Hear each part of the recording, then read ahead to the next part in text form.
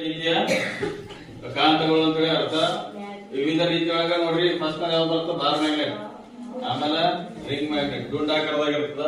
ಇದು ಬಾರ್ ಅಂತ ಹೆಂಗ ನೋಡ್ರಿ ಆಯತ ಶೇಪ್ ಇರ್ತದ, ಗೊತ್ತಲ್ರಿ?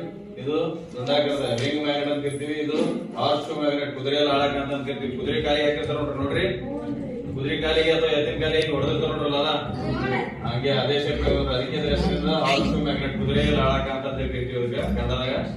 ಅದ ಮ್ಯಾಗ್ನೆಟಿಕ್ ನೀಡಲ್, ಇವು ದಿಕ್ಕು ತೋರಿಸಿರ್ತಾವ ನೋಡ್ರಿ.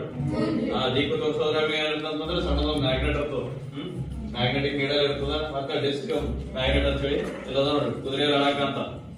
ಕುದುರೆ ಕಾಲಿ ಹೊಡಿತಾರ ನೋಡ್ರಿ, ಇಲ್ಲ ಅದೇ ಶೇಪ್ ನಾಗ ಅದಕ್ಕೆ ಅದಕ್ಕೆ ಅಂತಿರ್ತೀವಿ ನಾವು, ಕುದುರೆ ಹಾಳಾಕ ಅಂತ ಅಂತಿರ್ತೀವಿ. ಇಲ್ಲ ನೋಡ್ರಿ ಬಾರ್ ಮ್ಯಾಗ್ನೆಟ್, ಇದು ಯಾವ್ದು? ಬಾರ್ ಮ್ಯಾಗ್ನೆಟ್ ಇಲ್ಲ ನೋಡ್ರಿ.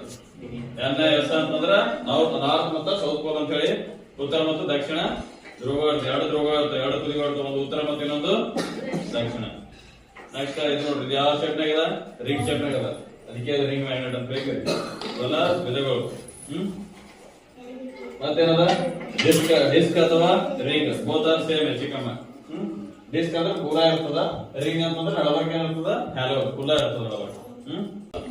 ಸೌತ್ ಅಂತಂದ್ರೆ ದಕ್ಷಿಣ ಧ್ರುವ. ಈ ದಕ್ಷಿಣ ಧ್ರುವ ಕಡೆ ಒಯ್ದಂದ್ರೆ ನೋಡ್ರಿ ಹೆಂಗ್ ಸರಿತದ, ಉತ್ತರ ಧ್ರುವ ಅಡ್ಗತ್ ನೋಡ್ರಿ, ಕಾಣತ್ತ? ಇದು ದಕ್ಷಿಣ ಧ್ರುವ ಕಡೆ ಒಯ್ದ ಸರಿತದ, ಕಾಣತ್ರಿ? ಅದು ಉತ್ತರದನೇ ಇದು ಉತ್ತರ ಅದ, ಇದು ದಕ್ಷಿಣ ಅದ, ಅದಕ್ಕೆ ಎರಡು ಅಥವಾ ಆಕರಿಸ್ತಾವ. ದಕ್ಷಿಣ ಒಯ್ದು ಅಂತಂದ್ರೆ ಉತ್ತರ ಬರುತ್ತೆ. ಅದೇ ಇದು ಹಿಂಗ್ ತಿರ್ಸಿ ಹಿಡ್ದಂದ್ರ ನೋಡ್ರಿ, ಆ ಕಡೆ ನಡ್ಕೊಳತ್ತ ನೋಡ್ರಿ.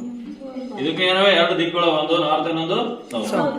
ಸೌತ್ ಸಮೀಪ ಇದೆ ಅಂತಂದ್ರ ಇಲ್ಲ, ಸೌತ್ ಇದು ನಾರ್ತ್ ಅದ, ನಾರ್ತ್ ಸೌತ್ ಏನಾಗ್ತದ ಅಡ್ಗೊಲತ್ತ.